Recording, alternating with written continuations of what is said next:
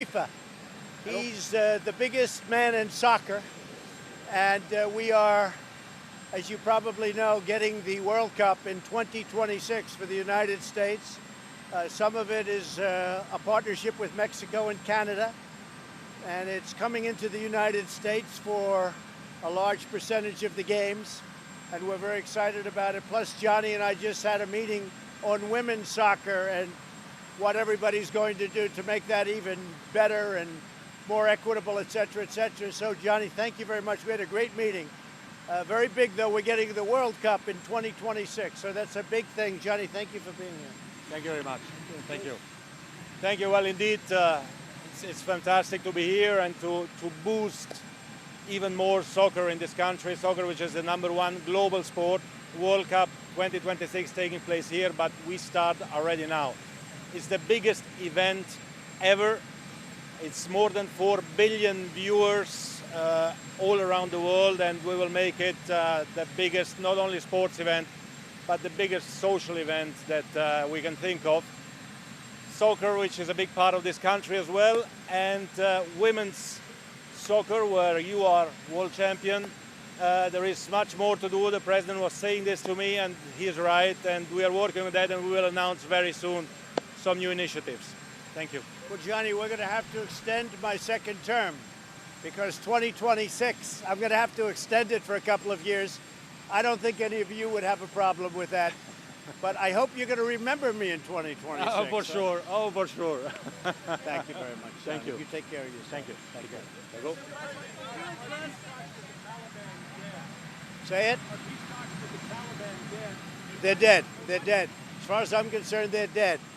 They thought that they had to kill people in order to put themselves in a little better negotiating position. When they did that, they killed 12 people. One happened to be a great American soldier, a wonderful young man from Puerto Rico, families from Puerto Rico. And you can't do that. You can't do that with me. So they're dead as far as I'm concerned.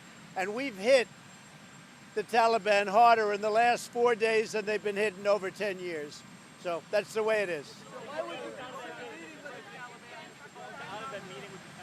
Say it what? Your administration, did your advisors talk you out of that meeting with the Taliban? No, actually, in terms of advisors, I took my own advice. I like the idea of meeting. I've met with a lot of bad people and a lot of good people during the course of the last almost 3 years. And I think meeting is a great thing. I think that meeting with, you're talking about war. There are meetings with war. Otherwise, wars would never end. You'd have them go on forever. We had a meeting scheduled. It was my idea, and it was my idea to terminate it. I didn't discuss it with anybody else. When I heard, very simply, that they killed one of our soldiers and 12 other innocent people, I said, there's no way I'm meeting on that basis. There's no way I'm meeting. They did a mistake. And by the way, they are telling people they made a big mistake. They're saying it loud and clear that they made a big mistake, John. Well, Camp David's held meetings with a lot of people that would have been perceived as being pretty tough customers and pretty bad people. There have been plenty of so-called bad people brought up to Camp David for meetings. And the alternative was the White House, and you wouldn't have been happy with that either. So Camp David would have been a good place, but I don't want to meet under circumstances where they go around and try and make themselves a little bit more important by killing a soldier, by killing actually also a great NATO soldier, in addition to our soldier, and also a total of 12 people. I don't want that. But, Camp David has had many meetings that I guess people would not have considered politically correct. Yes, Steve? Well, we're looking at that, and we're thinking about it. As I've said, we've been policemen there for a long time, and the government's going to have to take responsibility or do whatever it is they do. I've been saying from the campaign that we want to get out at the earliest possible time. We're doing a very good job. Our soldiers are incredible, but they're serving as policemen to a large extent. I just made a statement on it. Yeah, we'd like to get out, but we'll get out at the right time.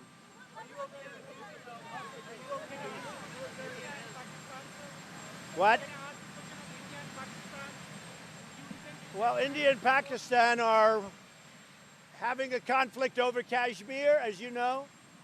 I think it's a little bit less heated right now than it was 2 weeks ago, and I'm willing to help them.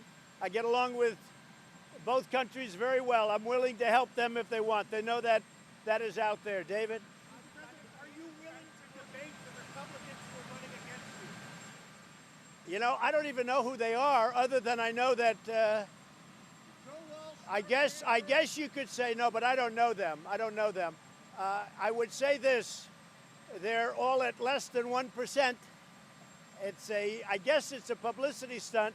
We just got, a little while ago, 94% popularity or approval rating within the Republican Party. So, to be honest, I'm not looking to give them any credibility. They have no credibility.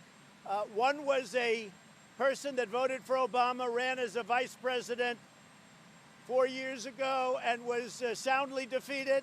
Another one got thrown out after one term in Congress and he lost in a landslide. And the third one, Mr. Tallahassee Trail or Appalachian Trail. He's the Appalachian Trail, right?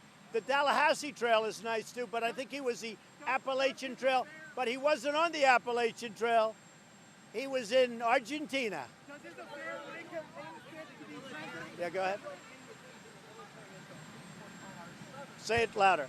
Are you okay with using the military as a police force on our southern border? Well, right now, Mexico has been doing a great job for us, and frankly, we're very appreciative, but we've also been pretty rapidly changing the regulations, the rules, winning in court. We've had a lot of wins. We did it early on, but we're having a lot of wins in court right now. The courts are backing us up, and that has a lot to do with our success on the southern border. In addition, a lot of wall is being built, and every time we put up a mile of wall, that helps us a lot. And are you concerned at all about to offer temporary protection status to people from the Bahamas? So we're talking to a lot of different people on that. You know, we're recovering from the hurricane also. Florida did get hit, not as hard as we anticipated. And you look at Georgia, you look at South Carolina, North Carolina. I'm going to North Carolina right now, North Carolina, to have a rally for Dan Bishop. But before I go to the rally, we're going to be stopping at one of the sites that got hit very hard by the hurricane. So we're also recovering from a hurricane, but we have to be very careful. Everybody needs totally proper documentation because the Bahamas had some tremendous problems with people going to the Bahamas that weren't supposed to be there. I don't want to allow people that weren't supposed to be in the Bahamas to come into the United States, including some very bad people and some very bad gang members and some very, very bad drug dealers. So we are going to be very, very strong in that. Let me just explain.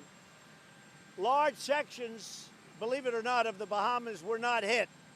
And what we're doing is bringing the people to those sections of the Bahamas that have not been hit. We've done a lot of the USA Aid. We've done a lot of work with our Coast Guard, with our FEMA people who have been phenomenal. I mean, they have been phenomenal. So we'll see what happens. We'll see what happens.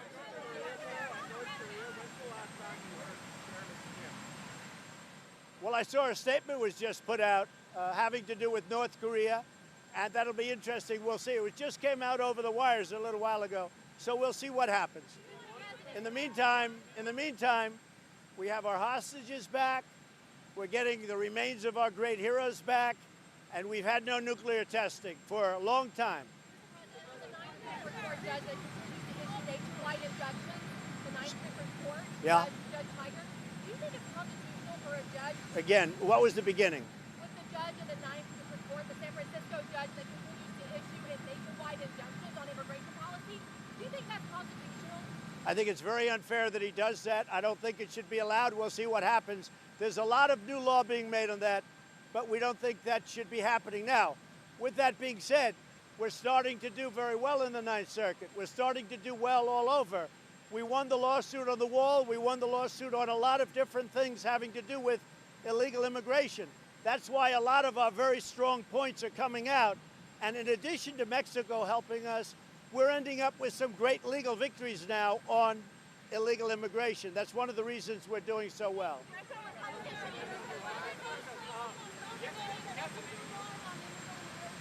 Go ahead, go.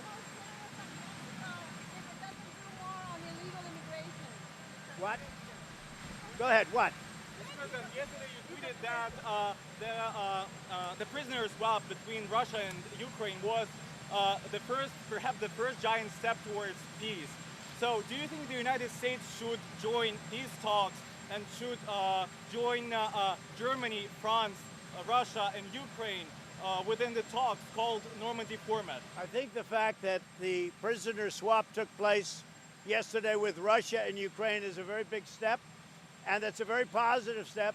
If they needed me to get involved, I'd get involved, but that's really a very, very positive event that took place yesterday. Why does it matter?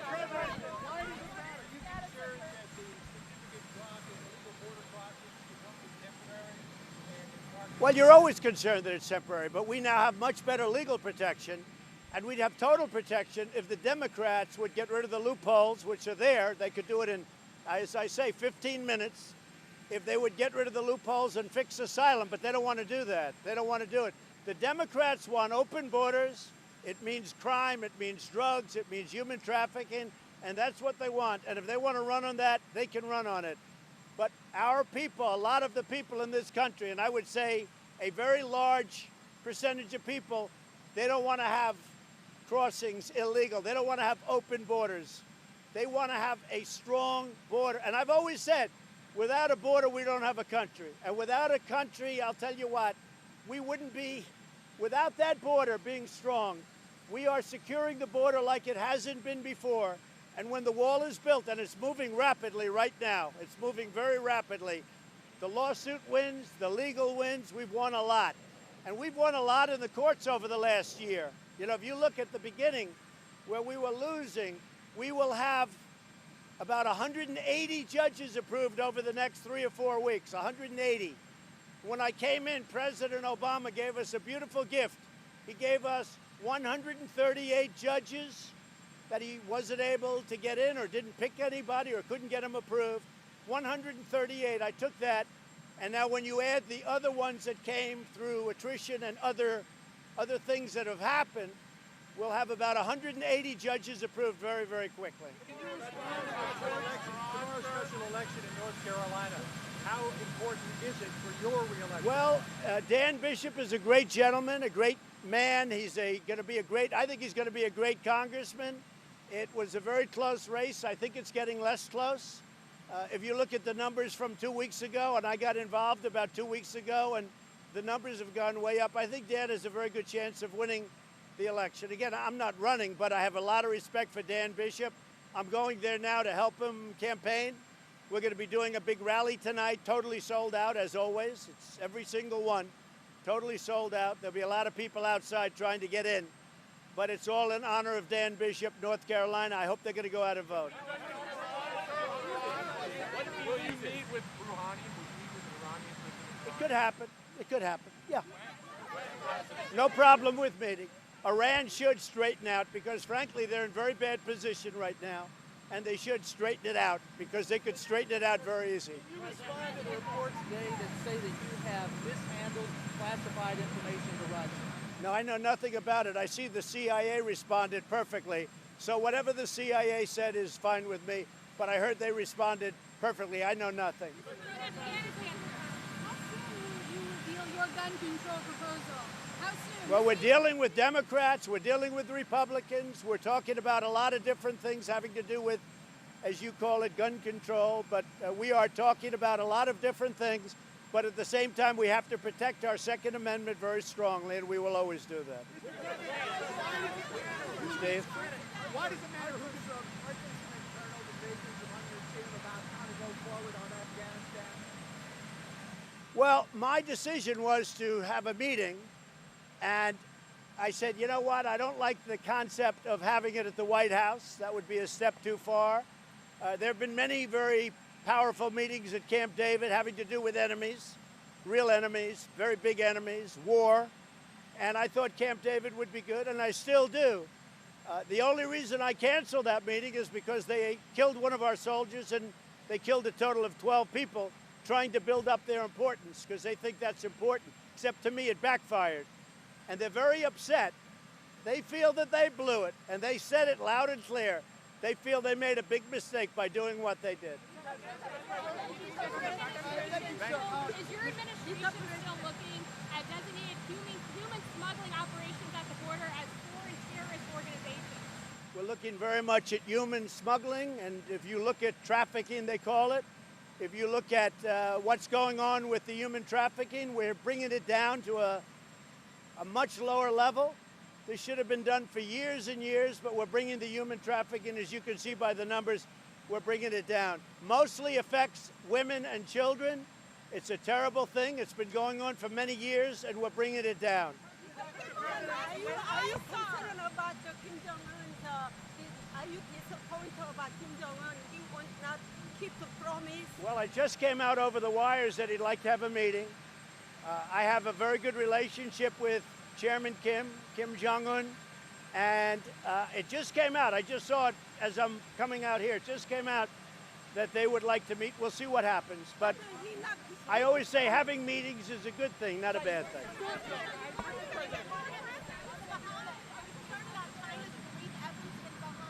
No, I'm not. Let people go and it help. The Bahamas got hit like no thing that I've ever seen. I've never seen a hurricane it was like a massive tornado more than a hurricane. It got hit like nothing I've seen. Anybody wants to help, that's okay with me. I think it's a good thing. Well, that's always the question. How do you define victory? We beat them militarily, but as soon as we leave, it seems to form again. We would beat them very easily militarily if we wanted to by doing certain things, and I'm not talking nuclear. We could have that over with very, very rapidly, but you'd lose millions and millions of lives, and I don't want to do that. Afghanistan is a very interesting situation. We've been there for 19 years, 19 years, and we're now really policemen in Afghanistan. So what's happening is this. We're talking to the government, we're talking to a lot of different people, and we'll see. But I canceled Camp David on the basis that they did something that they sure as hell shouldn't have done.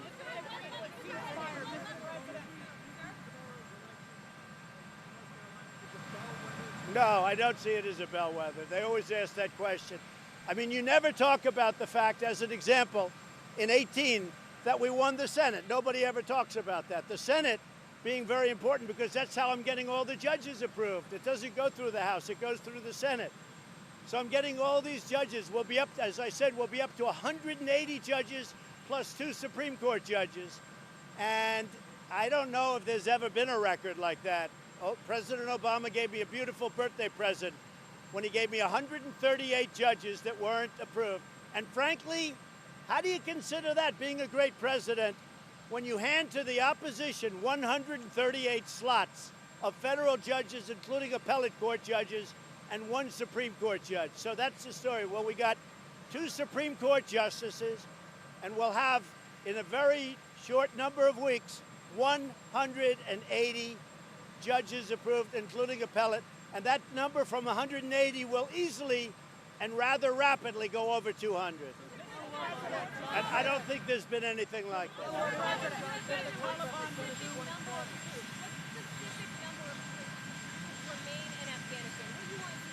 I would never tell you. I'll tell some people, but I'd never tell you. But we have a very specific number. We have a very specific number. No, I don't see it as building. Look, I have to run. Here's what it is. I think we did great in 18 because the congressmen like Andy Barr in Kentucky and others that I campaigned for, they won. Andy Barr was behind.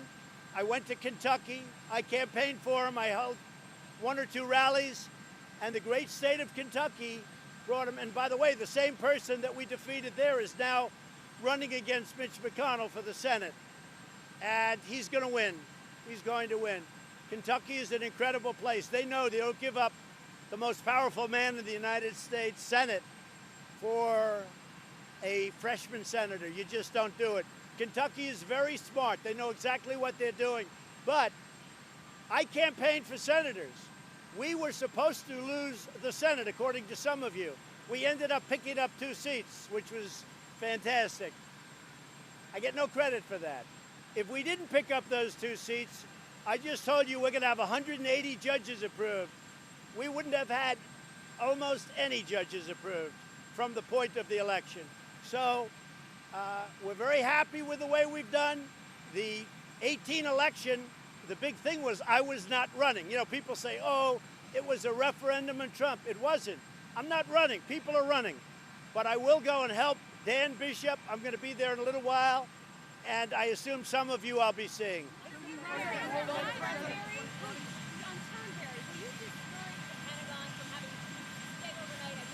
I haven't found out, other than when a plane stops at a massive international airport and gets fuel. I don't own the airport.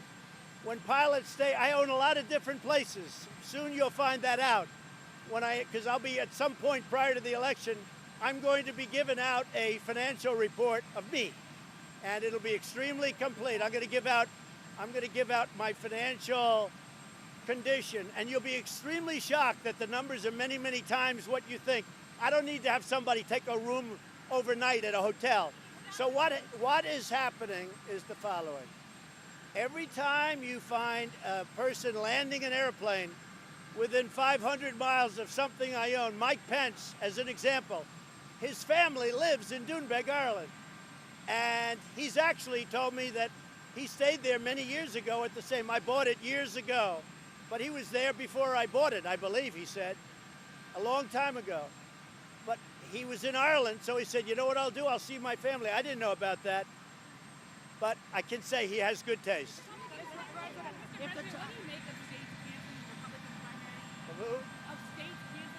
I have nothing to do with that. No, because look, the three people are a total joke. They're a joke. They're a laughing stock. And I have nothing to do. The 4 states that canceled it don't want to waste their money. If there was a race, they would certainly want to do that. But they're considered to be a laughing stock. They're considered to be a joke. And those 4 states don't want to waste their money. Having primary campaigns and having a primary election is very expensive. Have you ruled out a future meeting with the Taliban? Are there preconditions under which... We haven't discussed it. I'm not looking to discuss it.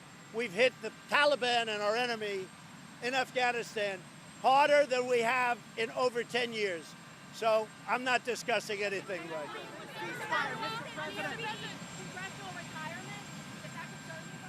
Well, one of the things is that I disagree with the Republican system. When you're the chairman of a committee, we've lost chairman because they can't go from being a chairman back to being a regular congressman or woman.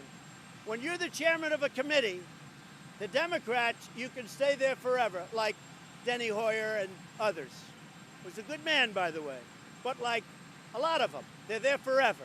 As a Republican, you get 6 years. What happens after they're finished, they leave, and I understand that. And frankly, there's good to be said about both, and there's bad to be said about both, to use a famous expression. But let me just tell you, I agree. One of the only things I agree with the Democrats on, I really think it's better to have a longer term.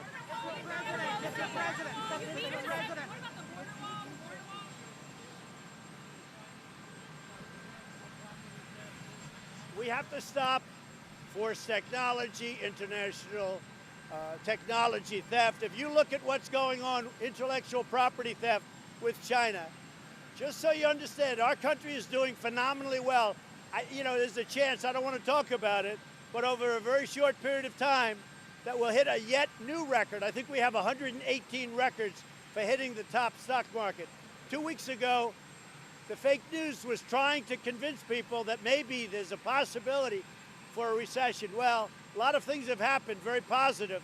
We're doing very well against China, and we could very well have a new high in our stock market. We have gained trillions of dollars of worth, and China has lost many, many trillions of dollars, including 3 million jobs, including companies that are leaving China. Yes, they want to negotiate very badly. Thank you, thank you, thank you. Thank you. Mr. President, the Taliban agreed to a ceasefire when